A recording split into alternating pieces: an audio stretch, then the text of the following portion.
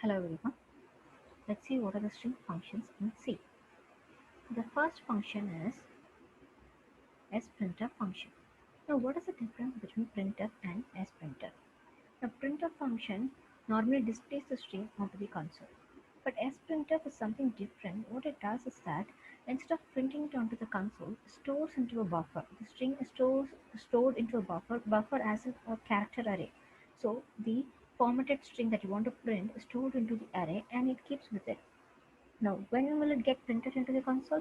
Only when you use a separate command called puts function or printf function. Only in that case, the string is going to be printed onto the console. Now, the syntax for sprintf is int sprintf, and within brackets you have three parameters. First one is character buffer, second one is the format, and third one is the augment list. Now, I'll give you an example. Now look at this. So this is a simple example where I have a declared a variable called age is integer type equal to 23, and I have declared a character array called str, okay, which can hold up to 100 characters. Now this sprintf function, what is the first parameter that we saw? It's a character buffer, right? So this str is a character array where you're going to store the string, okay, followed by the format actual string. My age is percentage %t comma age. Now what happens here is that the percentage %t is replaced with the age value. Age value is nothing but 23. So this 23 is accessed and it is replaced by this percentage %t. Now the string is my age is 23. This string is stored into the character array here. Character array is nothing but the str array. Okay, this acts like a buffer. Now, until this third line, until this line, the string is not printed onto the console. Now, when will it get printed? Only after this puts command. So, puts str, because the string is stored into the character array str. Now, we are going to display that str. So, only after this command, you'll get the output on the console screen as my age is 23. Clear? So sprintf is basically used to send the formatted string to an array or a buffer, okay, character array or a buffer, and it will have it. It will store with it. And when will it get printed? Only when you use a separate command called puts or printf function. Okay. As I said, this function, this sprintf function is integer type. The return value is going to be integer. Now, what is that integer value? The integer value is nothing but the number of actual values being stored into the array. Now, let's look at this example itself. Here, age is the only value that is being pushed into the array, right? This is the only value being assigned. So, the return value is going to be 1 in this case. Now, for example, if the string is my age is 23 and my height is like 160 centimeters, in that case, I have to pass two values, age and height. Okay, so the return value is going to be 2 in this case. So the return value is nothing but the length of the string or the actual values being passed into the array. Okay, so this is sprintf function. Now the second function is scanf function. So similar to sprintf, this scanf works with the help of a buffer. Now what is the difference between scanf and scanf? Now, scanf generally reads the input from the user through the console, right? As soon as the user types the values, the scanf function will scan it from the console and use it, right? But scanf is something different. Now, what happens here is that the values are already stored into the buffer. Okay, so this scanf is going to scan the values from the buffer and then use it for your program. Okay. Buffer as in character array. Okay, so throughout this lecture, whenever I say buffer, it means a character array. Now, let's look at the example here. Okay. Character buffer equal to Harini 25 given. So this buffer array, I mean the name of the array is buffer here. Okay, it can store up to 30 characters and I've given as Harini and 25. Okay. Now again I've used one more array called name which can hold up to 20. Okay, then there's a third parameter called variable called age. Now I'm using this scanf buffer comma the values comma name and age. Okay, percentage s and percentage t. Percentage s is for name and percentage t is to display the age. Okay, since it's integer it's t, and since name is a character I've used percentage s. Okay, now in this case the user is not giving any input through the console, right? It's already there in the buffer. Now what happens in this scanf, whenever there is a percentage s or percentage t, whatever it is, the value is taken from this buffer. Okay, so name percentage yes. It as soon as the command is executed, this name will go look into this buffer for the characters. Okay, for a string.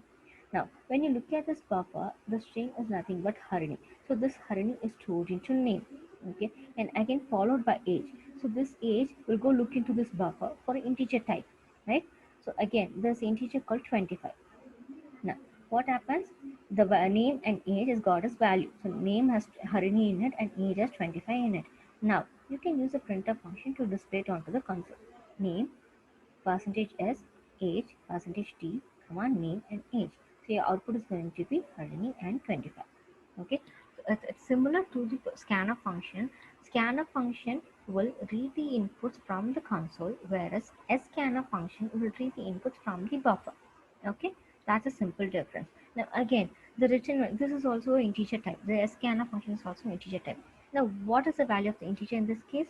Now for this example, it is going to be 2 because two values are read from the buffer. Okay, so that is going to be your return type. So the return value is integer type. Now what is the next function?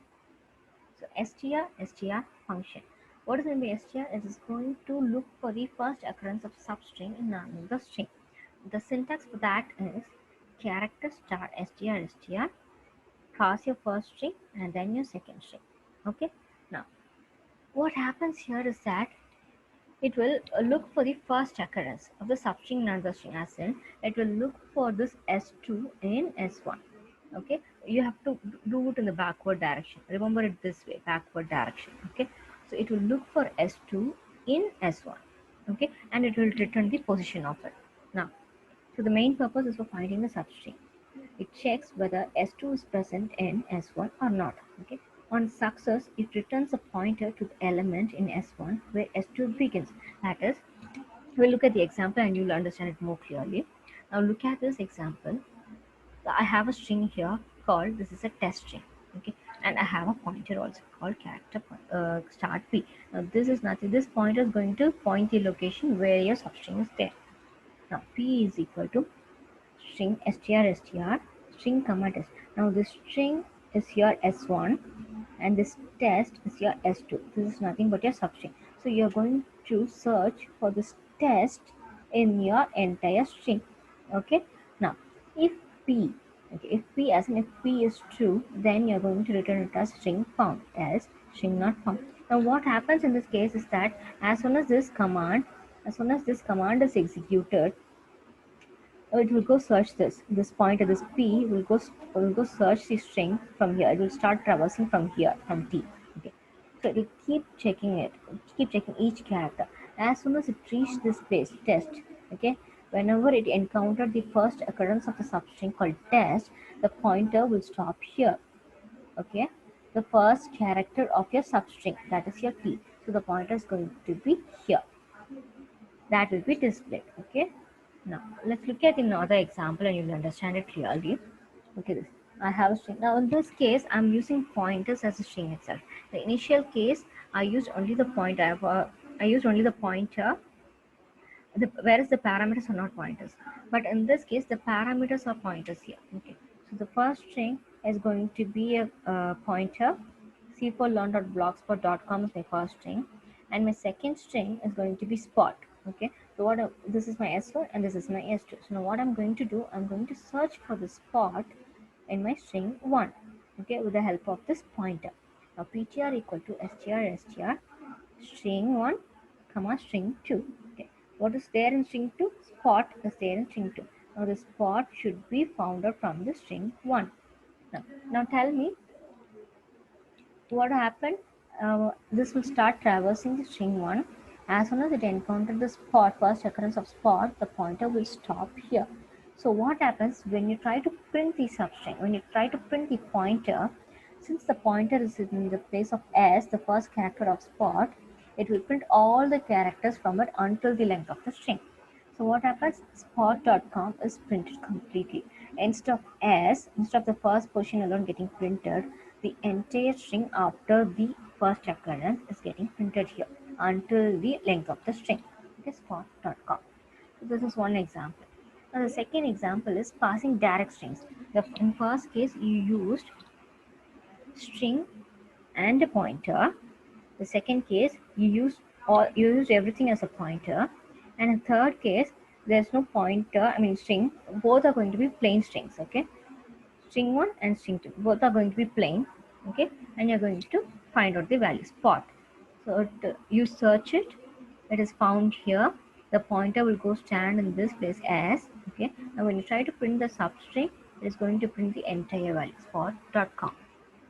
Clear? Yes. Thank you.